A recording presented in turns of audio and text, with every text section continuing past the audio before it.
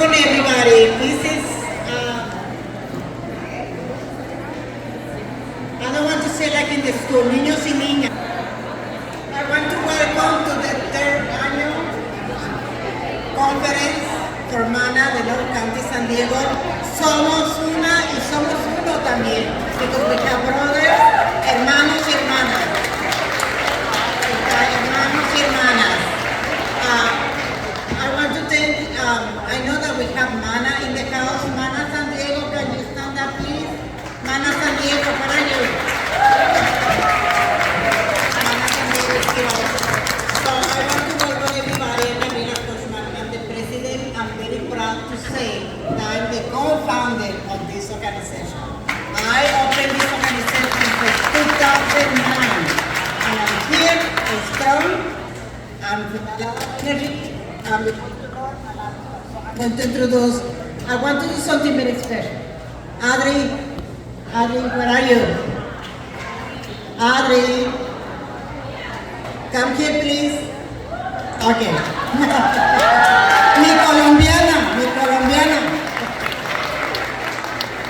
Okay. This lady, come here. No te salvas. Has more power than all here together. Okay? Today is her birthday.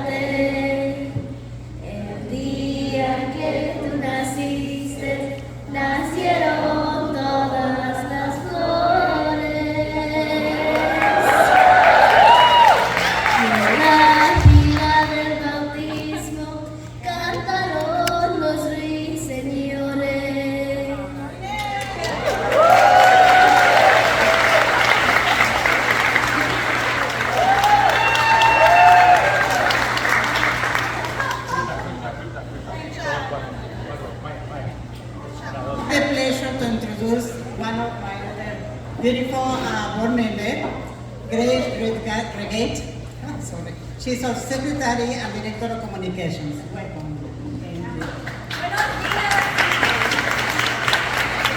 Thank you so much.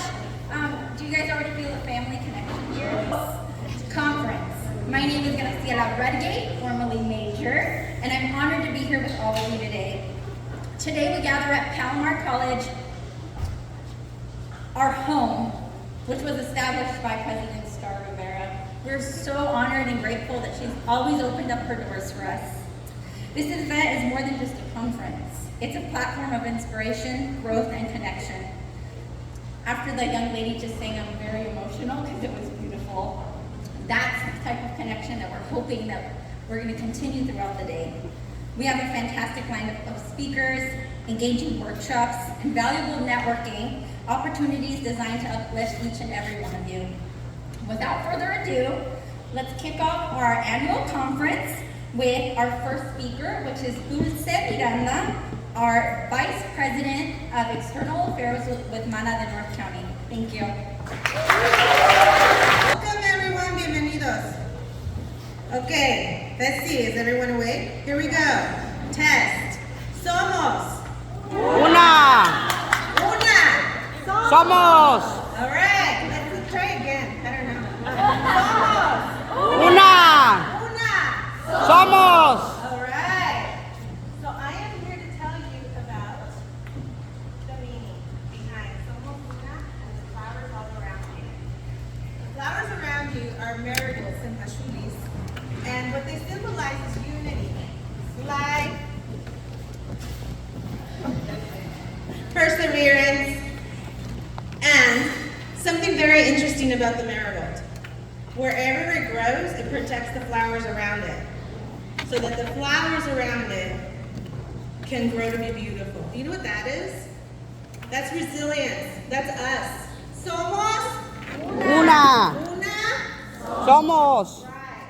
We wanted to bring to you North County and all our guests from San Diego, sisters, Mana de San Diego, thank you all for supporting us.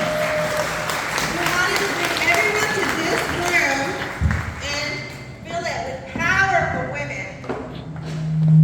I know. So, no, it's not gonna work. I'll just stand in front of it. It's fine. I'll stand in front of it. Okay, so here we go. Every once in a while, the stars align. The universe always is conspiring. Why? Because they bring you a friend, a Colombian friend. A Colombian friend to conspire with you and create this. And to be strategic and place people throughout North County that can help and assist in what our mission and vision and goal is. And what is that? Somos Una. una. Somos. I am so grateful and thankful that you are here in Nuestra Casa, North County, Palomar College. Thank you, Dr. Starr. Where are you?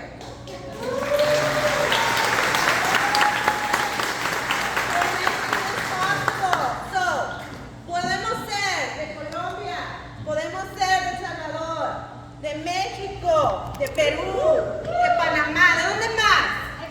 Guadalajara. Cuba, ¿quién más? Somos Una. somos, aunque tengamos diferentes historias, la historia es igual. We are here to be resilient. We are here to be audacious. I have gifted you my time, my most precious asset, my time. My North County have gifted you our time. Please enjoy the day. Thank you for being here.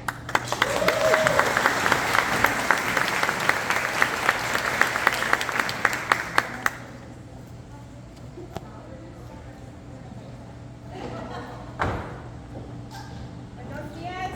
Good morning, everyone. So I am honored to introduce Dr. Star Rivera Lacy, the first Latina president, superintendent at Palomar College, and a trailblazing leader whose impact on the Latina community is nothing short of remarkable. Dr. Rivera Lacy stands out as a visionary in education, advocacy, and leadership, and making a lasting impact on the San Diego region. Her journey, marked by academic distinction and a deep commitment to activism, shines as a source of inspiration for aspiring Latina leaders, like all of us. Dr. Rivera Lacy's relentless efforts to dismantle barriers and promote inclusivity are paving the way for a more equitable and diverse future that mirrors the rich tapestry of our community. In her role as the superintendent president of the Palomar College District, Dr. Rivera Lacy oversees a vast area of 2,500 square miles in North San Diego County, managing an impressive annual budget of approximately $582 million. Under her leadership, Palomar College supports over 25,000 students, offers more than 150 degrees and certificates, and maintains education centers in Escondido, Rancho Bernardo, and Fallbrook. Please join me in extending a warm welcome to Dr. Rivera Lacy as she takes the stage.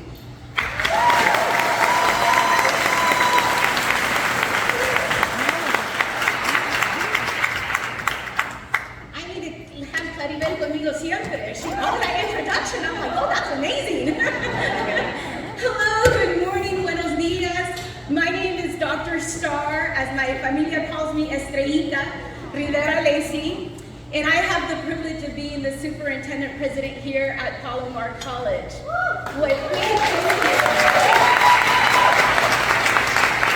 It is a privilege to serve in this role, considering you have the ability to host these type of amazing activities. If nobody listens to anything else that I say this morning, I want you to please remember this. Palomar is your home. Están en casa. You belong here. We only exist because of you. So we want to make sure that when you think of Palomar, that you think estoy en casa. My mom and dad immigrated from El Salvador, and I tell this story, and you've heard it like 10 times, I'm so sorry, but I'm just so proud, right? So when my mom and dad immigrated from El Salvador, they moved to Oceanside, and they quickly realized that they needed to improve and learn English. So where did they take classes? Okay, keep your voice. Unless Mom's gonna yell at me. Bob, what do you need me to do? Okay, we'll stand here without moving too much. So when they came, they realized that they needed to improve their English. So where did they take classes? They took ESL classes at Palomar College. And I just think how difficult it was for them and how much courage it took for them to come, because it was something new for them. But little did they know that those efforts that they made planted the seeds for me to stand before you today in this institution's 79-year history as the first Latino or Latina to hold this position. And it's because of their sacrifice.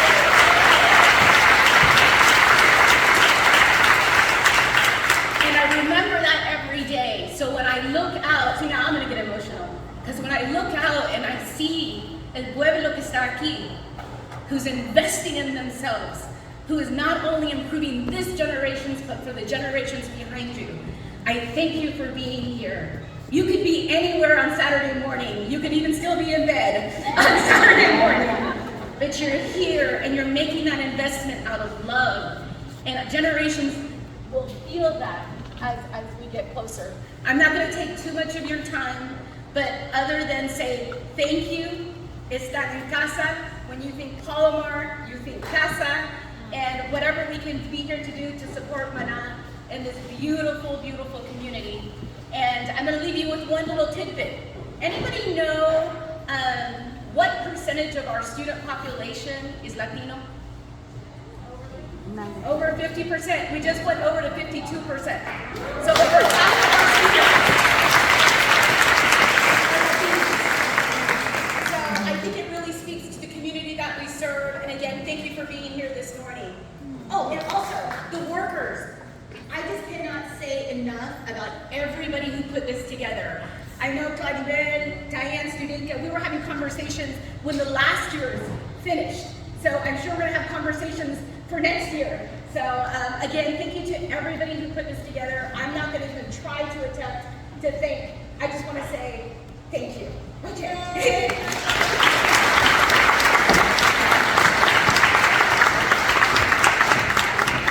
Thank you, Dr. Star Lacey Rivera, for always welcoming into our home. Our home, I say ours, right? Said I could. So I feel a little privileged because not only do I get to introduce Veronica de la Rosa next, our keynote speaker, but I also go right after Dr. Star Rivera, who is a pioneer in North County. We love her here, we see her, and she's always advocating on behalf of all of us, so just really grateful. One last round of applause for her, please.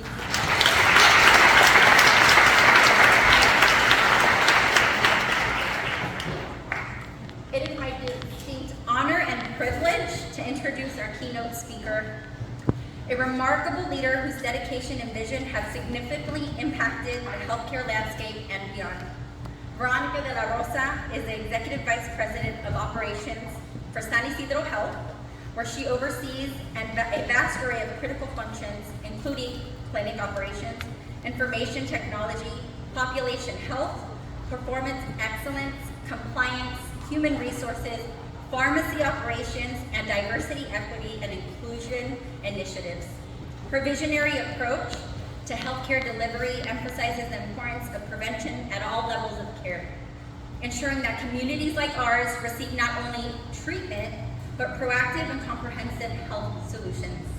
In 2024, under Veronica's strategic guidance, San Ysidro Health made a significant stride by expanding their medical assistant pipeline and integrating augmented intelligence within their care delivery model. This innovative direction highlights the organization's commitment to fostering a robust workforce and embracing a cutting-edge technology to enhance patient care. Beyond her professional accomplishments, Veronica is passionate about advocating for women, health, social justice, health equity, workforce development, and policy initiatives. Her influence extends across numerous nonprofit organizations where she has served as a board member of a national, state, and at local levels, continuously championing causes that drive meaning to change in our communities. Today, with privilege, I'm here to introduce you to our leader, Veronica de la Rosa, Vice President of San Ysidro Health.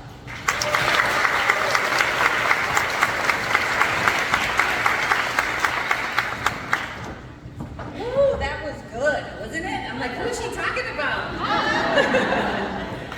You know, if my daughters were here where they had an event, they wanted to be here, but they would have made me nervous, and they probably would have shared a little more than I would want them to share. But there's always a lesson that I like to always tie into everything I do. So today, it's not about my story, it's going to be about our story, Somos Una. And I'm going to start today. You know, when Dr. Starr said she got a little teary thinking back about her parents' journey, I kind of did the same. After 40 years now in the career workforce, it's 40 years. It goes by fast, ladies, so if you're young, think it through, because I'm going to have some lessons for you. And then I had to do it at a case study. I couldn't see myself showing up fresh out of high school, off the trolley, across the street to a health center that I was so desperately looking for a job. And when I said that and I wanted to talk about me in that way, I couldn't do it. So I did a case study because I could see myself in looking back and having compassion for that young lady. Before she showed up at that health center, though, 2 years prior, at 16, she had passed my father. Now I could say my father, because it was really the touching point where my mother had to go into the workforce. I was the oldest, la mayor. And for those of you who are la mayor, there's a responsibility of la mayor. You have to take care of the chores, you take care of your brother and sister. And so think about that. I was 16, my father passed away, and my mom had to be propelled into the workforce. And so my goal was to finish high school as fast as I could, a semester early, because I was a good student, and I knew college was not going to be an option for me.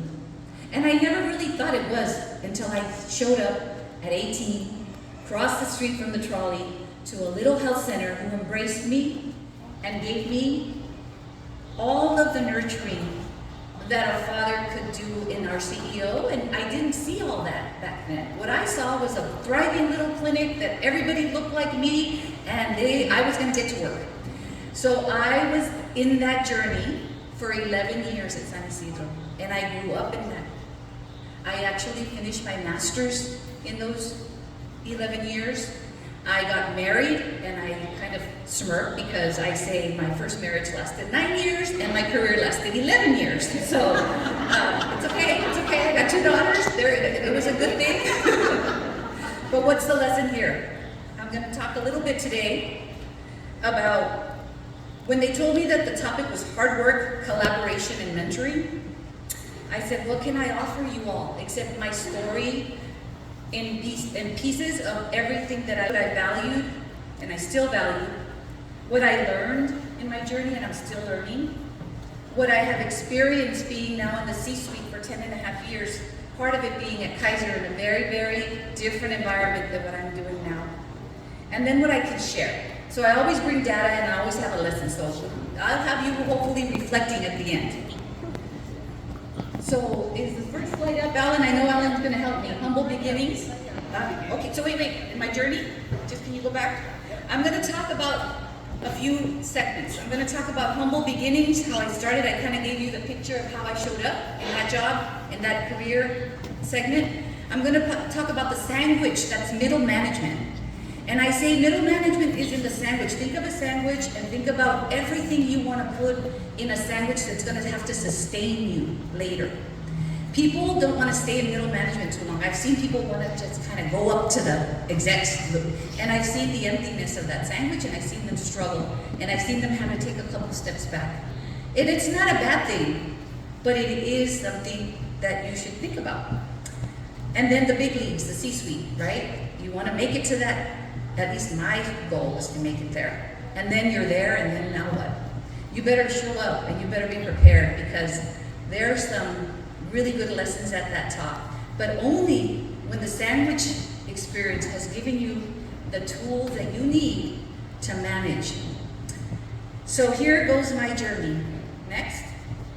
So the early years, I tell you that I was 18. I started as a volunteer for 2 months before I got a reception job.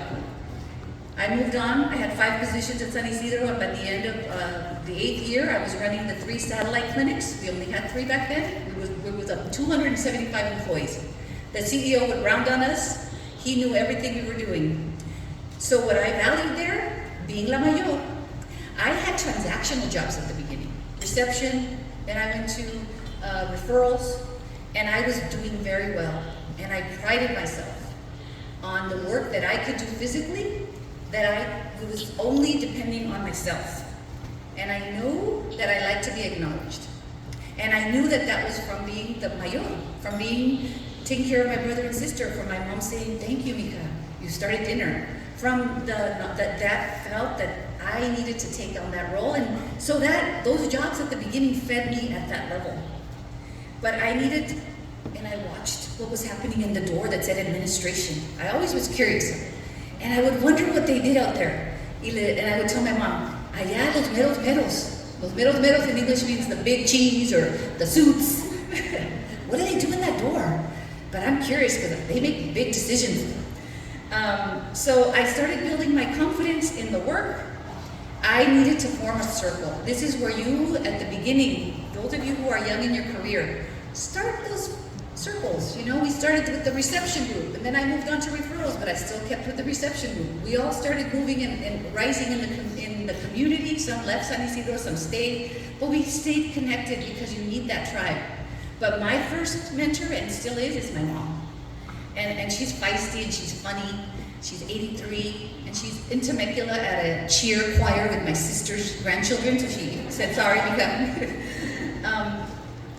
But she has told me, "Échale ganas, trabaja duro, work hard, sea serviciable, serve." And that servant leader that she was telling me in her own way, she herself was in the workforce for the very first time with the devastation of the loss of my father.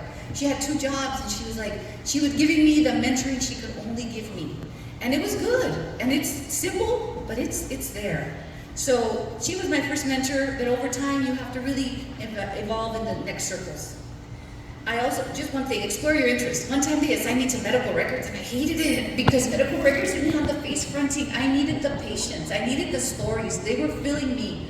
And I was now forgetting about my problems, trying to help others. And that's where the intersection of compassion for others and the work that's going to drive you, regardless of what that work is. Next. So here's a sandwich journey. And I put them all down because I'm not going to go in order. And just like the mountain, it's not as smooth. There's dips, there's backtracks, there's cliffs, there's boulders. To get to that sandwich, there's so many experiences that you could work and learn the lessons along the way. So I learned to delegate tasks from the very first time where I was so proud of the things that I personally can do. You now start shifting to leading others.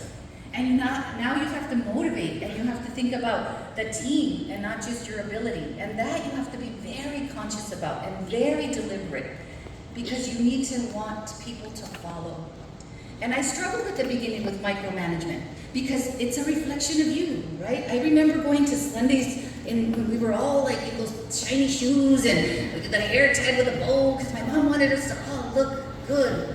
And I felt like the micromanaging of your team. But you can't do that. You have to let go. You have to explore each one of those teammates, see what fills them, understand what motivates them, And that's what I spent a lot of time engaging in my direct reports. I created team success, and my confidence was starting to build up. And learning to work through others and seeing the success through others was more rewarding than me checking in 20 patients with a smile, because it transfers you to be impactful. And now you start seeing the impact that's larger than just you. Individuals at the end wanted to work for me. I'll never forget. After 11 years, I went to Mercy Health Centers for 2 years for operations, which was fine, but I really wanted to get to Kaiser. I had heard that they were doing good things. I had a friend, again, building those circles. I had a friend who had started at Kaiser earlier, and she was saying, hey, you could get in. The only job they have is the manager of environmental services, which means housekeeping. And I said, that's okay, I can transfer everything I've learned up to here. So I go to the interview, I get to meet one of the administrators, and then I get a second interview with the facilities manager. And I remember him looking at me, like, is she really gonna be able to handle this? Does she really know what she's getting into? And so I'm telling him my experience in operations and everything I've done, and then I lean in and I said, I know I may not look tough, but I can be tough if I need to be tough. And I knew, because my mom was a housekeeper, and I knew I had family members, and I know that sometimes that is a tough group when you have to hold people accountable. So I was very successful, by the way, in that 1 year that I was able to manage. I inspired the housekeeping because I walked them through the exam rooms and told them, do you know how many lives are saved in this room when you clean it at night? Do you know I'm gonna get you new vacuums because that is not a good tool for you? And I advocated, and I was annoying, and I was challenging the heads up in the C-suite. But I said, listen, if I wanna do my job and you want this team to do their job, we need to give them the tools, just how we give tools to everybody else. So my transferring my management skills into that era for a little short time made a huge impact. I then go to run the OBGYN department. 1 year later, that person that had told me about this job says, remember, don't stay too long. They pin you here. They will classify you, and you won't get out. That was the culture they had. But the OBGYN job was much more aligned with what I had done in San Isidro. It's a union shop. I was starting to make changes. I was starting to talk to all of the employees, and all of a sudden, everybody wants to come in and get interviews for the open jobs that we had. That was one of the departments that was not attracting, and I couldn't understand maternal child health. Who doesn't want to work with babies and moms? And I couldn't understand it, but it was the leadership. I had asked one of the nurses, why do you want to come work here? And she says, because we hear that you're a good leader.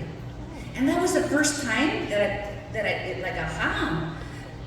whatever is happening out there, it's because I just know how to manage people, and I love the team concept.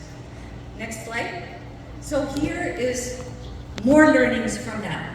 After 6 years, I go on. I've had 5 positions at Kaiser. I was processes that do not, you gotta redo this. These were why people were saying, wow, she's changing it up. Never develop a process that depends on you. And I will never forget the CEO back at San Isidro when he was giving me his parting words. This was one of the lessons.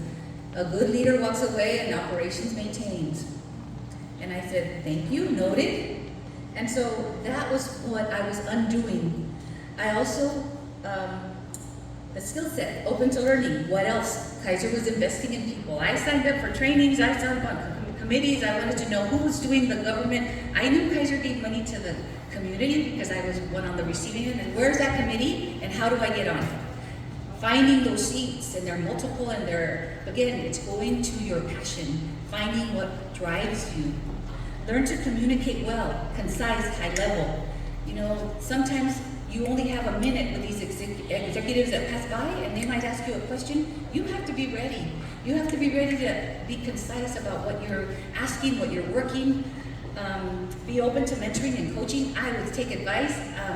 When I was an OBGYN, the chief, which I partnered with the medical side, he was the chief department administrator in the OBGYN physician. And he took me in and said, slow it down, let me show you what's gonna happen, and open. You've gotta be open to being mentored so you can do your job and you elevate your skills. Data. There was a couple times where I showed data to make change at Kaiser. Kaiser is a very institutionalized organization. And to make change, it's very difficult.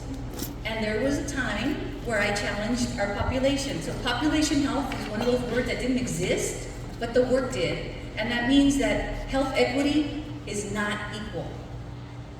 We know that, and again, from the 11 years being at that community clinic setting, I knew that there was pockets of our Kaiser members that were not getting what they needed. But at Kaiser, everybody gets one. So the North County, no offense North County, but North County Kaiser has less diabetics in the Kaiser system than the South back then. And so I just sliced up the data and said, what can we do to manage all our Kaiser members equally? And that meant that we had to reorganize the resources. And I had to go to Pasadena and show data. And the chief said, I'll go with you, but you're gonna talk. And I said, okay. And we were able to make some changes where the equity conversation came up. And the most important people who thanked me were the providers giving that care, because their load was eased a little bit. We had doctors who were having much more unhealthy patients with less resources than the providers who didn't have that mix of complexity, yet their pipeline and their pay structure and everything that was equal was not. So I was able to do data, make some changes with proving data and really understanding the concept of retention and why our doctors from the South County were leaving faster than any other, and why we had 50,000 Medi-Cal patient lives now that we needed to make sure we were taking care of. So I would get on these little tangents, so to speak, with data, and you can't fight that at times. Okay, so know the difference between a manager and a leader, right? So when you manage, you manage. When you lead, you inspire. And know who you are, and start beginning your brand. I was already starting to make a difference with what I felt important. And I think people in the C-suite started saying, I know what she's about. So what is your brand? Or some people call it a credo, right? Leadership credo is the ability to communicate your ideas and personal values about leading and motivating others. And your intention to be clear on the outcomes and experience you want to create, and the energy you bring each and every day. So when I would come to that data piece, I wouldn't bring it as a, we have a problem. You have to know the culture of your organization. What's in it for your organization to make the changes that you need to see? And for me, it was the patient care, always. So how can they argue that we're not improving the patient lives that they have entrusted in us by choosing Kaiser Permanente? Do you see how the tone? I came with the data. I didn't say, hey, we're not doing enough over here. I said, listen, our concept is to improve and prevent our communities. How better than have this data at our hands and not do something about it? I did that same approach when I was in OBGYN. You know, reproductive health is something that I also fell into and then dove into. I sat on the Planned Parenthood board on the national, and I sat on the local for 4 years. And it all came because I was looking at data. So Kaiser contracts with Planned Parenthood for abortion care. That is part of the medical. But when I started looking at the data, I started saying, wow, this is duplicated users. That's not such a good prevention, duplicated users in this space. So I started looking at the data, and I said, why can't we partner? I called and said, why can't we offer you long-acting contraception or the double shot, something where you can help prevention after the procedure? And they said, great, but your region, your people at Pasadena said, no, it's too expensive. And so again, not getting angry, I say, well, I have to go to Pasadena again. That was before the population, so I'm out of order, but they started knowing me in Pasadena when I would come with my data. And I would say, you know, isn't it smarter and more prevention that we prevent a traumatic event for a woman who had to make a very difficult choice by offering a $700 apparatus, LARC, the long-lasting contract? It's a choice if they want it, but we don't even offer it because it's a cost thing. They have to wait a month and come back to us. What? Is that really what we want for the ladies who choose the health care of their families. So I won that one again. And again, making success, making connections in the community and advocating for those who always need you. Advocate for those beside you. By this time, I'm making some influence and I'm cheering on the next. I want to advocate for those behind me, beside me, and even above me, because we are all in it together. And there's enough room for all of us to succeed. There are times when I was in the C-suite and 3 times I didn't get the position. I think I am going on to, okay, this is good. You bring your authentic self to the big league. By the time you're in the C-suite, so I've been 10.5 years in the C-suite, and at this time you better know who you are. You better be authentic and you better know your values. Because this is where you're in the cage, I call it. You know, I have a husband he's a coach, so I do a lot of sports analogies because that's how I can communicate with him. And I'm going to talk about Caitlin Clark, who is in the NWBA, if you're following women's basketball. So she's an all-star at college. She's the top of her game. She's the #1 pick in the professionals. And then she gets in the big league, and her first game I was watching intently because it's a whole different dynamic, different skill. She did okay, but she wasn't the star anymore.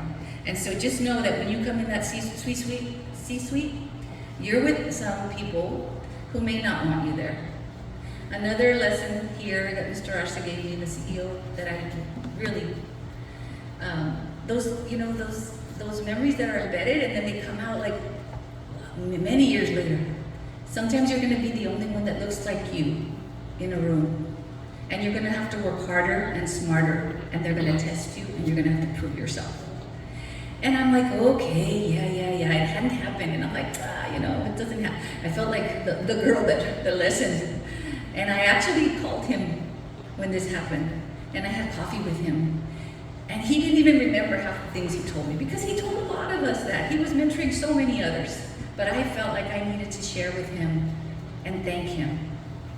I learned the politics. You gotta learn the politics in the room. You gotta know where you're at and who you're with and what their goals are and how you can influence them. You have to widen your network. I have lifelong mentors here, and I have one over here that has never left my side. Irma, thank you. Irma and I crossed paths in San Isidro, and she went on, and I didn't leave her. I kept calling her once in a while, and it's not always. But now the conversations have become more strategic, more impactful. I've grown, and I think, and she's grown in her realm, and we could together, continue conversations. And I will tell you that mentoring and being a mentor and being mentored is really both very, they're required, those both scenarios. Particularly when you want to invest in your own life learning. You never ever end. There's always something to learn. There's always something to grasp. And if you're at the C-suite, you're expected to have vision. This is where you kind of step back a little bit and envision bigger. And that's what got me to board work. So I said, be your authentic self and remember who you are. It's really, really easy. If you don't have those bearings, then you flow, because the pressures are hard sometimes. But never lose sight of your values, because once you do that, you're not aligned. And you're not gonna find reward in what you do. And the work is hard to begin with.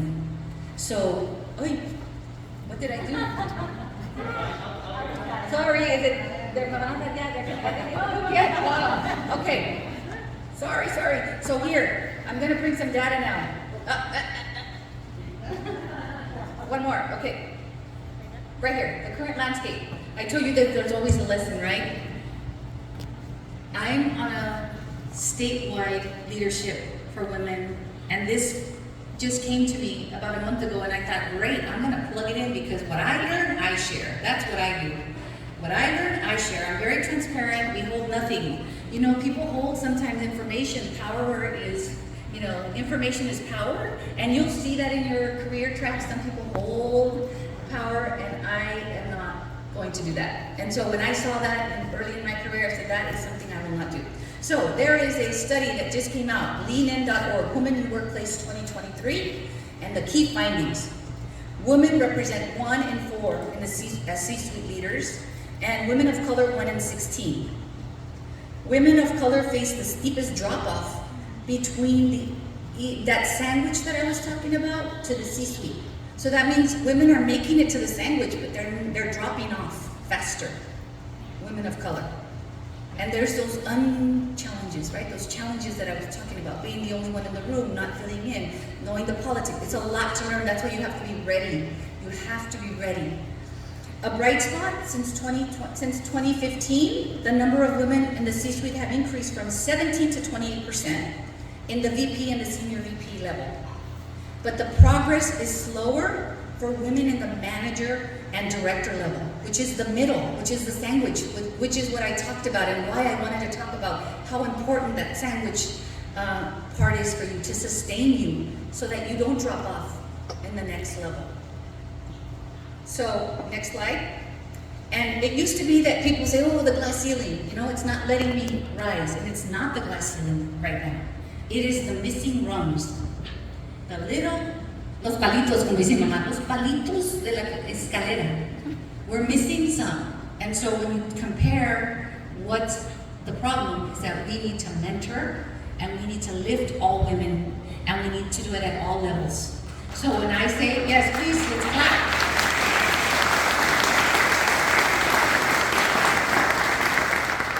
Next slide, please.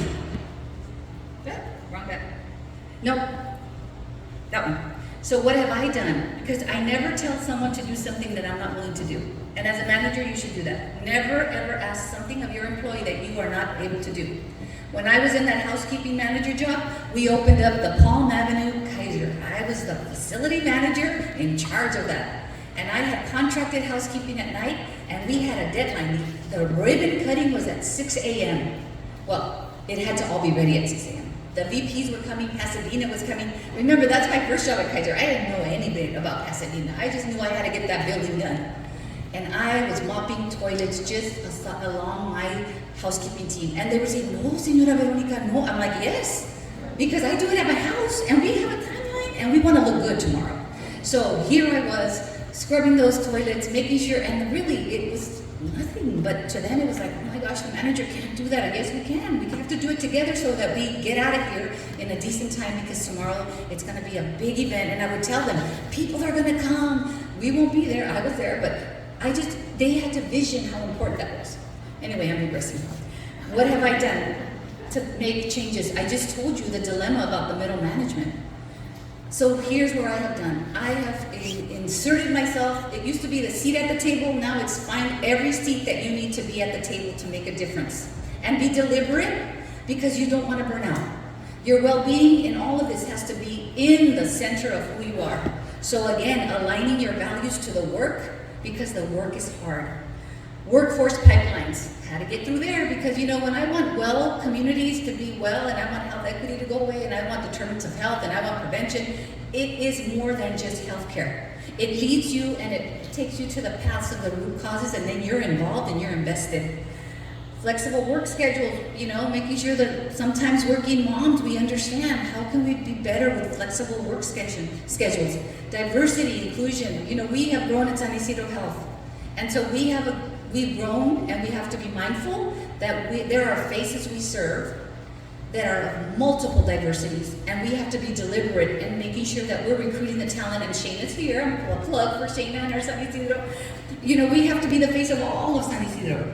We're in rural now, we're in Escondido, and we're in East County, and we're in South, and we remain committed to our roots, but we also have to expand and make sure that we're inviting and we're inclusive and belonging in our data, in our recruitment, and who our patients are starting to become. And they all have a culture in themselves. So we've divided our organization in regions, and we have cultural competencies starting to happen, so that, again, the mission of our work, it touches everybody who needs to come through the door. Finding those seats, higher education institutions. This is where I didn't want to talk about me, but you have to find those passions. So advising a community college partner, Dr. Starr at Southwestern College, right? Workforce development, I sit on a board there. Statewide Latino Coalition for Healthy California, philanthropy advisor on the Burnham Center advisory, of course, Lisa, the board member. Partnering with MAC, I was telling Arnulfo that we're going to do something with the certified nurse assistants, because at this point, it's about collective impact. You have your piece, and who else has another piece? And that's how we're gonna make the rungs on that ladder and our communities healthier in so many other ways. So what I started in the summer of my senior year as a reception, trying to help each and every patient, to now, the span of my work and what I find passion in and what I will continue to do, because that is what I bring as my true alignment to the work that I find rewarding. And I am just really fortunate that after 5.5 years now, I've been in San Isidro in this position as Executive Vice President. I left Kaiser in my trajectory to become one of the leaders. And they were shocked when I said I'm leaving, because they wanted me to go to Fontana or Riverside, where I would be more appropriate. And I said, well, why can't I lead San Diego? I live here, I was born here, I have my communities here. Well, we don't do that. We pepper talent throughout. And so I stepped back, and for a moment, I said, okay, well, maybe I could do Riverside and come back on Thursdays. And my husband said, isn't there other options than just that option that you're not thinking of? And you know, he's a man of silence, but when he talks, yeah. So I started connecting back to the community, because again, I told you Kaiser is an institution and it's a world in itself, and I have lovely, lovely memories, and I was educated in a way that I would never have been able to be, because they do invest in you. But there's a point in time again where my alignment and my passion was not aligning to the work. And that's a very difficult situation to understand if you're not aligned. People are still saying, my God, I can't believe you left. The benefits are so good, you're gonna leave the benefits. And you know, it has to be more than benefits. And I'm not saying, wait, one more, Alan, I'm sorry, can you put it back? Am I going over? Okay. So, again, align your values to the work that you want to do. And if you're young, explore it. I didn't like medical records. Maybe you're gonna love medical records and doing the back end, you know? Or you're gonna find another passion, or you're gonna shift careers. But at the end, I wanna leave you with here. What is your journey? Wherever you are, what is your journey? And how are you navigating your journey and your passion and your alignment? So I leave with a little quote. I am always quoting my office, and my office is full of quotes. I have chakra, I have a sand, a light, I have like gratitude turns what we have into enough. I have be the change you want to see. I have a little flying elephant, because when people say you can't do it, yes you can. Penelope, my flying pig, tells me that I can do it. But our stories and our struggles are different, but we all deserve to bloom. Somos una. Muchas gracias. I hope that I shared a little bit about me. I hope you got to see a sense of who I am. But more importantly, I hope that my story intersected with your story a little bit, or a lesson learned, because the power here is that we're all here, and our intersection of our energy and our lived lives and our experiences are what brings and fills the room today. So I am privileged, and I am thankful, and thank you to Mana North County for allowing me to be the keynote speaker today. I really was humbled when I was asked, and very nervous, but once I start speaking, you know, it's easy, because you guys, I feel like it's family. So, muchas gracias. I hope that I delivered.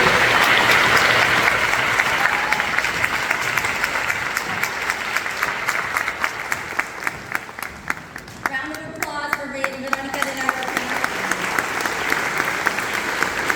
I know her story resonates with me. I know that I see her as a leader in the community, and I always gain wisdom from listening to her stories. So thank you again, Veronica. We're a little behind schedule. Thank you for